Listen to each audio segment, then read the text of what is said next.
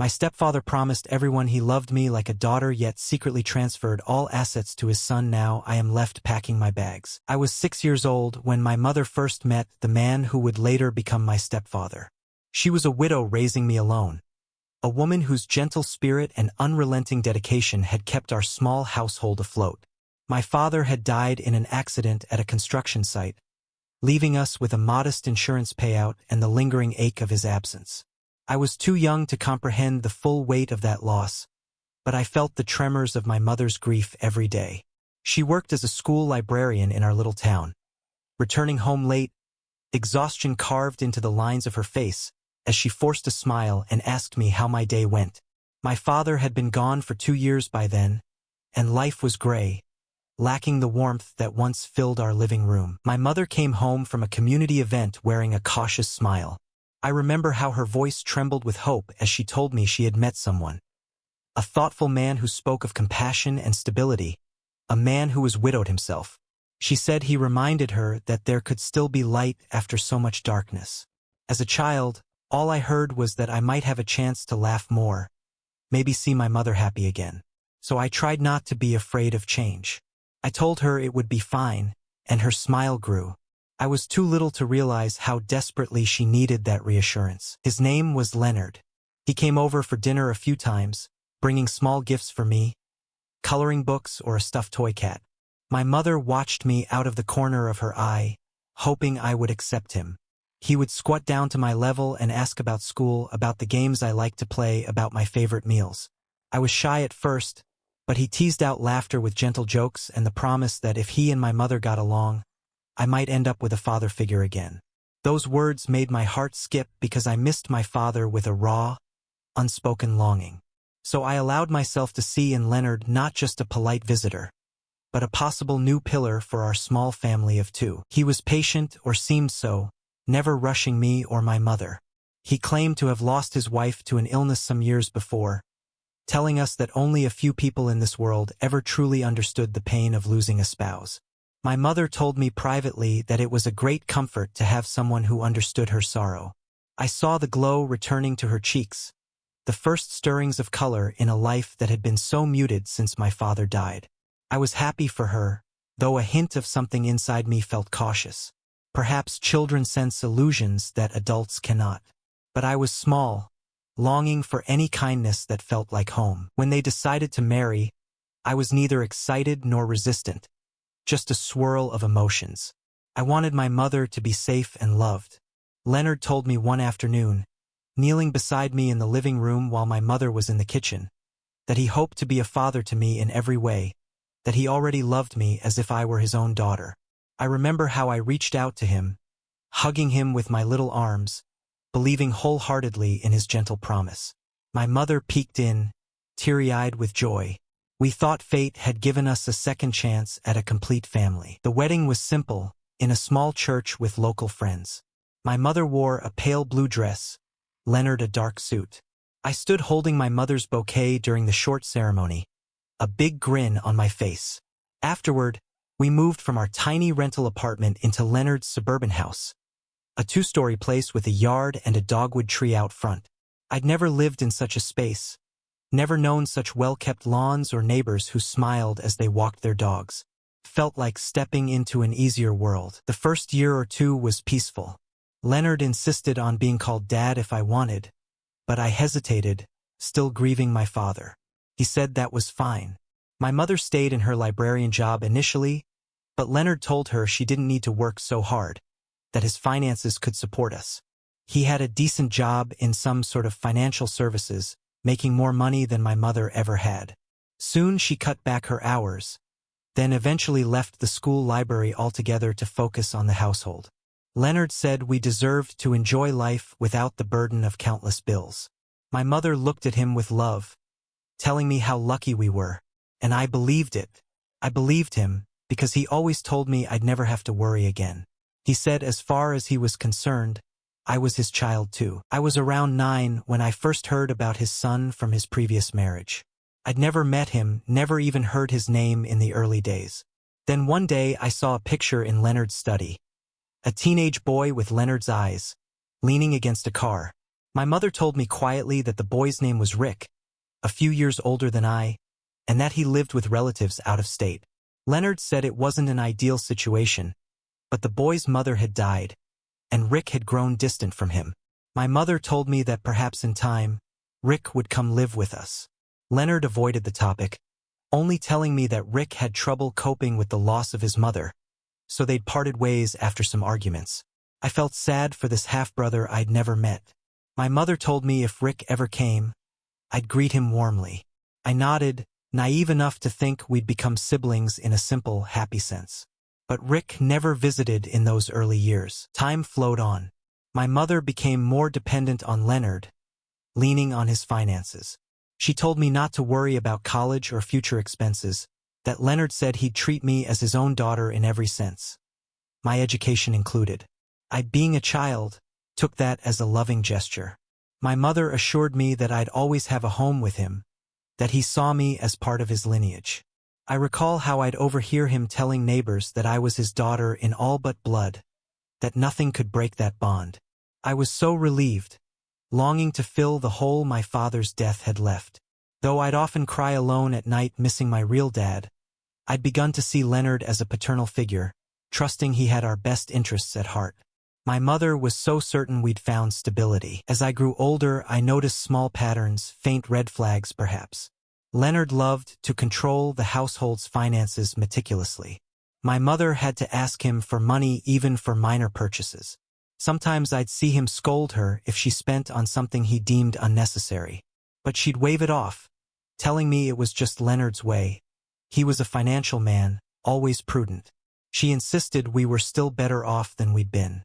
I'd watch Leonard in the evenings, meticulously checking receipts, then patting me on the head, telling me not to worry my little mind about it. I felt a small twinge of discomfort each time. When I turned 14, my mother sat me down, telling me that if anything happened to her, I'd still have a place in that house, that Leonard had promised I'd be cared for. She said I'd be a rightful heir to anything he owned if he died, because I'd be recognized as his child eventually. She mentioned something about adoption, but Leonard never followed through with legal adoption for some reason. She told me not to worry. If Harriet had known the future, she'd have done more to protect me. But Harriet was too trusting, or maybe too in love with the security Leonard provided. Life continued. Rick still did not appear. My mother said he was living overseas, courtesy of some funds from Leonard. Meanwhile, I started high school, made friends, got good grades, and began to think about college. I'd overhear my mother telling Leonard I'd probably want to attend a decent university. He'd always respond that finances wouldn't be an issue, so I believed him. Then, nearing my final year of high school, I'd ask him about it. He told me I'd need scholarships, that I should push myself academically. He didn't mention paying for my college again, simply said I'd handle it well.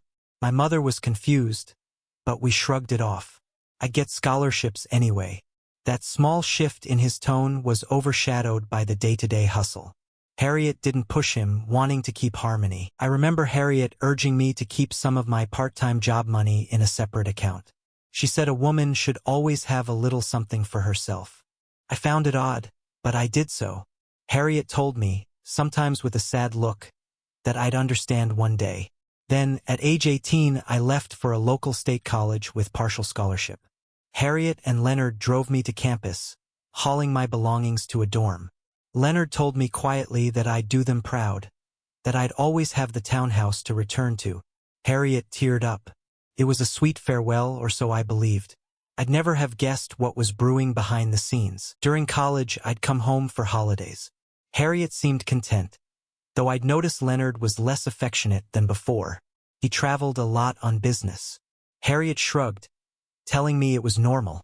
My mother had taken up volunteering, but her health wasn't perfect. I'd see the lines of fatigue under her eyes. I'd ask if Leonard looked after her. She insisted yes. I'd catch glimpses of tension, arguments about Harriet's volunteer schedule or some small expense.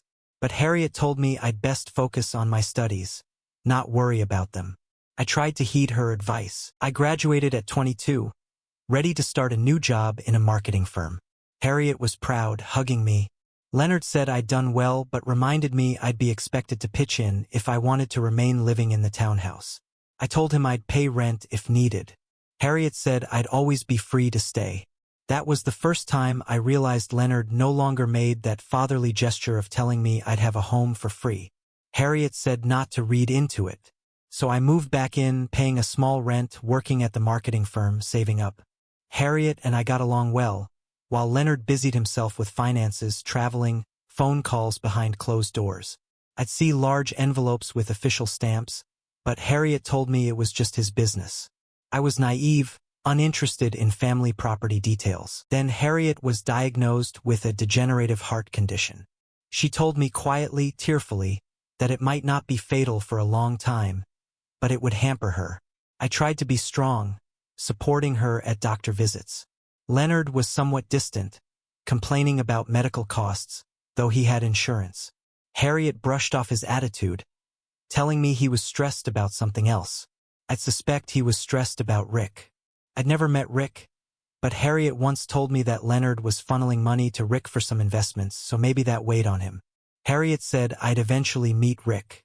I told her I'd do so if he came. She looked uneasy, as if she didn't entirely trust Rick. But she said I'd need to accept him as a sibling if Harriet died, that we'd share Leonard's estate or something. She told me I'd be recognized. I'd always be family. My chest tightened at the mention of Harriet's possible death. I told her we'd fight to keep her healthy. A year later, Harriet took a turn for the worse, hospitalized for weeks. I spent nights by her bed. Leonard visited occasionally, but not as often as I'd expect from a devoted husband. I tried not to judge him, thinking maybe he handled it differently. Harriet, in a weak voice, told me she was worried about me if she died, but assured me again that Leonard had promised to treat me as his daughter. She said I'd be fine, that I'd possibly inherit something from Harriet, that I'd always have a home. I told her to rest, that I'd be fine no matter what. The tears I shed in that hospital corridor were uncountable. Then Harriet died, leaving me orphaned at 25. The funeral was a blur of tears, eulogies, neighbors hugging me.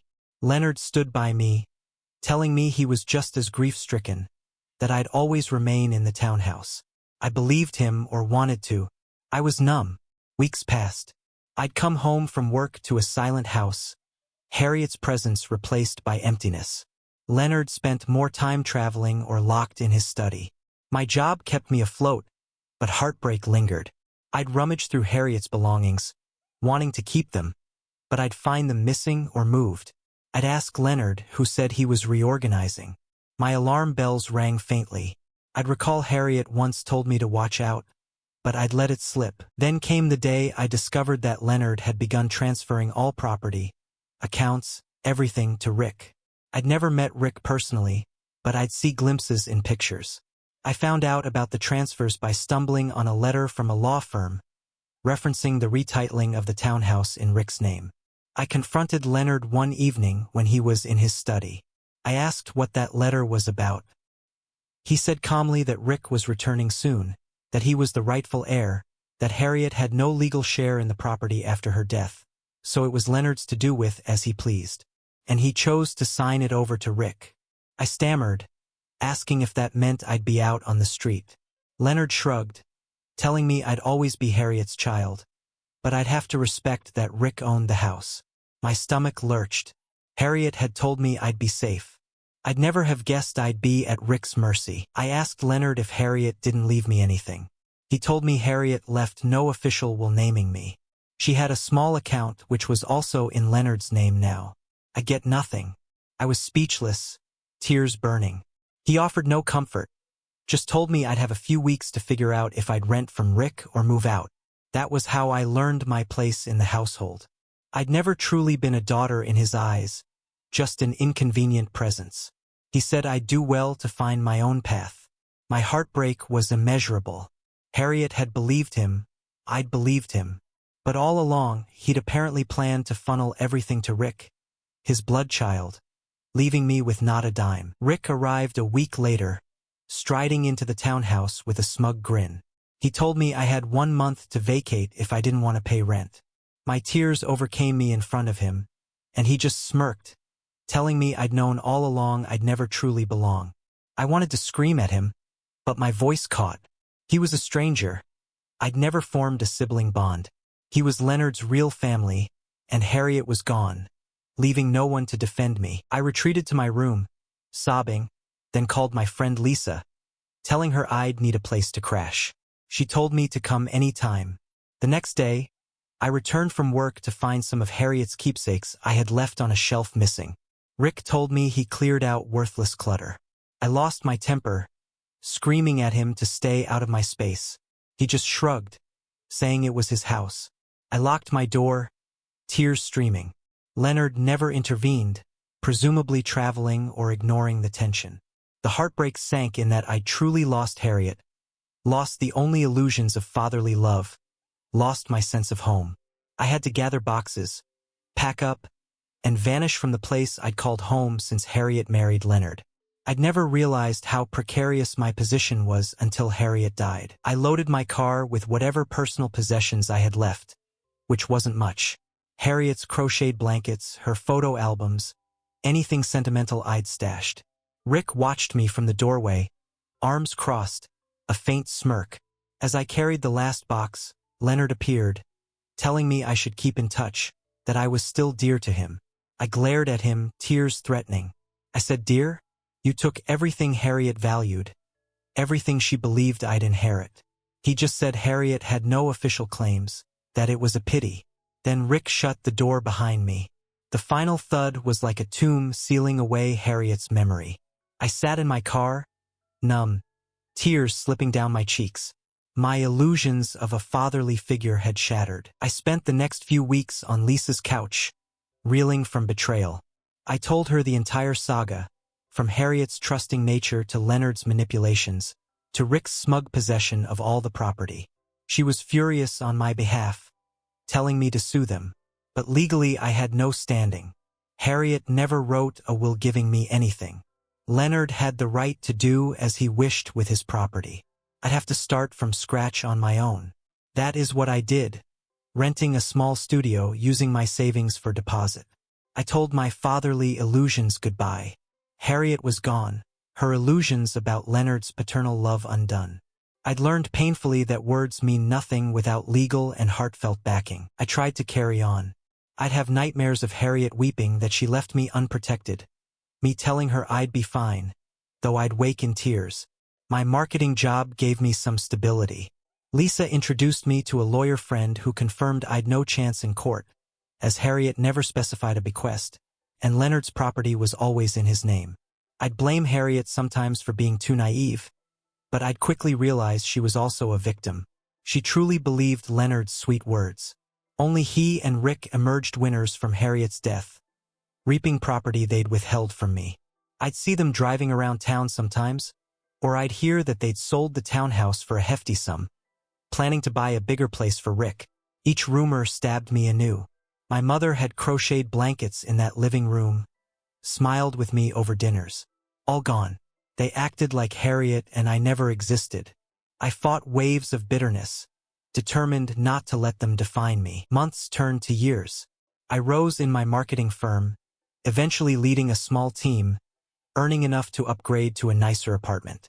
I'd come across acquaintances who asked me how I'd been since Harriet's passing, if I'd kept in touch with Leonard. Ide kiatli saino, ide partabais. Some expressed shock. They thought we were a close family. I'd give them a brief summary. He gave everything to Rick, forced me out. People would gasp, calling it cruel. Ide not, anaulaging ide surviva. I'd let them see I was still standing, forging my own path. The heartbreak receded but never fully vanished. I'd recall Harriet's faith that I'd be safe, and I'd vow to do better for any children I might have one day, never letting them rely on illusions. I never confronted Leonard or Rick again. I had no illusions they'd regret. I'd heard rumors that Rick burned through money, maybe investing poorly. Leonard always bailed him out. I was not surprised. Without Harriet's moral compass, Leonard likely felt no accountability, enabling Rick's behavior. None of my concern now. I'd done enough crying for them. My mother was the only one I'd grieve for. I'd whisper at her grave sometimes, telling her I'd do her proud, I'd stand on my own 2 feet. I'd always be the daughter who overcame betrayal rather than succumb to it. This entire story poured out of me so that others might see how a cunning stepfather can trick a grieving widow, claim to love her child, and then orchestrate a complete asset transfer after the widow dies, leaving the child with empty promises and a few cardboard boxes. I want people to know that words about fatherly love or illusions of a permanent home hold no weight if not backed by actual legal or emotional truth. Harriet truly believed I'd be a recognized heir. But once Harriet was gone, Leonard and Rick acted swiftly, and I discovered I'd never had any place in their plans. So I ended up packing my belongings, tears dripping onto them, driving away from the last link to my mother. I overcame the heartbreak by building a new life, alone but free from illusions, proud to rely on my own fortitude. I'd always carry Harriet in my heart, remembering her kindness overshadowed by a trusting nature that let Leonard seize control. I'd vow I'd not make that mistake with my future family.